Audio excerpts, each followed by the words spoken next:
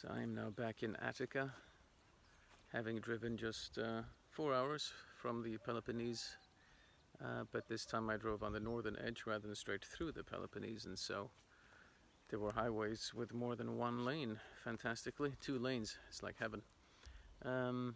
Anyway, I am standing here now northeast of Athens rather, on what is holy ground. It seems silly to me to say that I am standing on sacred ground, because really all of Greece is sacred to me anyway.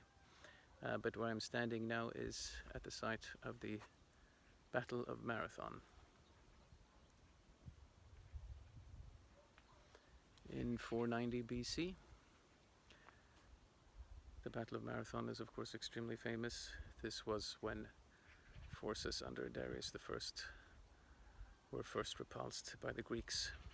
I talk a little bit about this battle briefly in Western Self-Contempt and about its significance. But in any case, the men who died here, the Greeks who died here, died, whether they knew it or not, they died for you and for me, because they saved what was then the cradle of Western civilization. Aeschylus fought here, the great playwright, and his brother, Cynegiros, also fought here and died here. Aeschylus survived the battle, but his brother gave his life, and that's no doubt one of the reasons why Aeschylus himself wished to be remembered more for his exploits in the Persian Wars than for his dramas, because he knew what it meant to lose a loved one, his brother, as many of the other soldiers did, of course, as well. There's really nothing here. We're really in the boondocks. There's a small little building there, and otherwise all one can hear is the barking of stray dogs, and on occasion a farmer walks by or something. There's really nothing here. This would have been basically just a plain and marshland in those days, with the beach down there, the ocean that way. And yeah, here we are. I'll be going now to the Marathon Museum, where I understand there are some pieces left of the original trophy. That there is of course not the original one.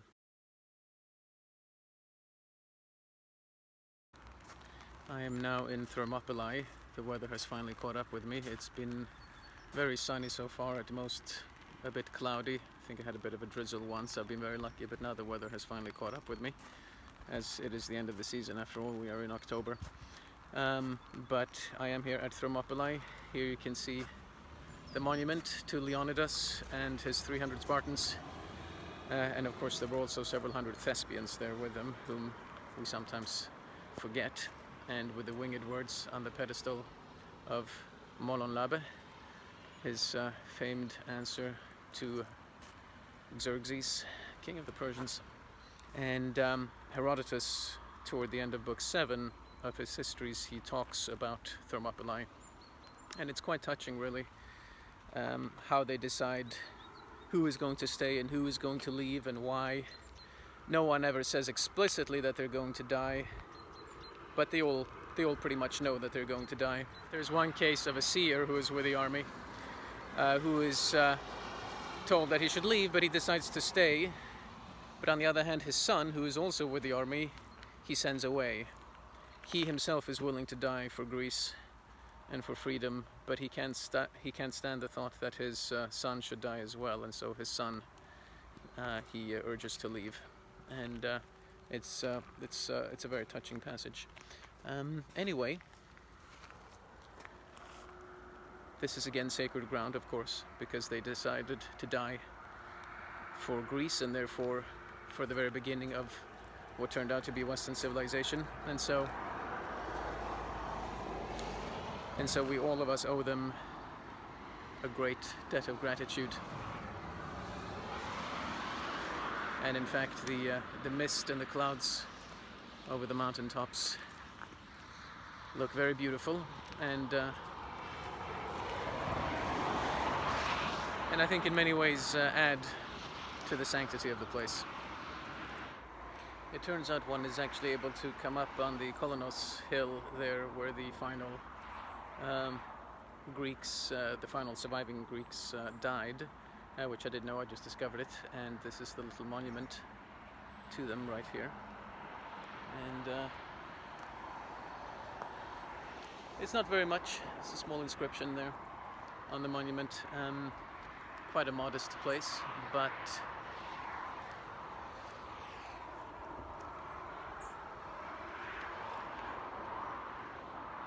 and there's the main monument where I was down before.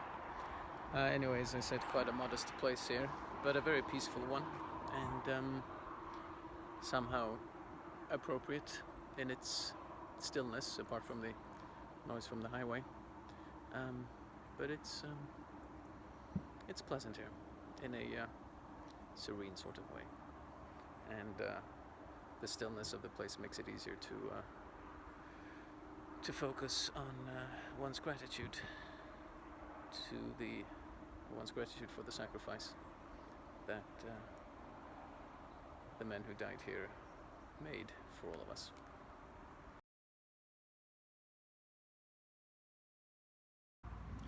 Here I am at the place I have already indicated, namely the battlefield of Chaeronea, and it is extremely sacred. It seems redundant again to say so about any place really around here, but it certainly is, and in two senses. I find it sacred because of what happened here, and it is also sacred because of the so-called sacred band of Thebes that fought and died here in an attempt to save Greece. The sacred band of Thebes, the military unit of 300 men, 150 couples, an army of lovers, quite literally, formed on the notion, Plato talks a little bit about the idea in the symposium, formed on the idea that one will fight most valiantly if the person whom one loves more than any other in the whole world is fighting right by one's side, because partly one wants to be worthy of the love one receives from them by showing oneself strong and valiant, and partly, of course, one wants to protect the life of one's beloved. And the sacred band of Thebes fought here at Chaeronea, together with their other Theban and their Athenian allies, and they lost against Philip of Macedon and his son Alexander the so-called Great, who also fought here, commanding one of the wings. And where the sacred band fought and died was erected this quite magnificent lion of Chaeronea, which parts of which are actually still the original. It had been broken up into pieces and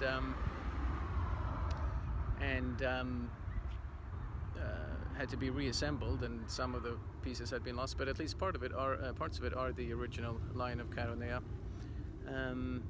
that they erected on this very place right here. This area here is, sorry, I can't even show it properly, but this place here is where the sacred band fell, and Plutarch tells the story of what happened after the battle. Philip, who was a rugged barbarian really, as he surveyed the battlefield after his victory, he saw that the sacred band of Thebes had not, the members of the sacred band of Thebes had not died just sort of here and there in the melee, but they all died in pairs, because they all fought to save their beloved, and when this proved impossible, they sought to expire in their beloved's arms. Again, I talk about this battle in Western Self-Contempt. This is the battle where Greece ended, as I've said before, and as I write in the book. And because after this point, there's really just Macedonia. The various city-states have come to an end. Demosthenes had encouraged an aggressive policy against Philip, and part of that aggressive policy contributed to this battle, which again the Greek allies lost. But Demosthenes and the Greeks who fought and died here, they teach us that even when a cause is lost, if justice is on your side, if the right is on your side, then even if the cause is lost, you should fight. And that's what they did. The Macedonian foe was too strong, but Greece did not end without a fight. And so when I look at this site here, sorry, the sun is strong in the camera, but when I look at this site here, I remember that lesson.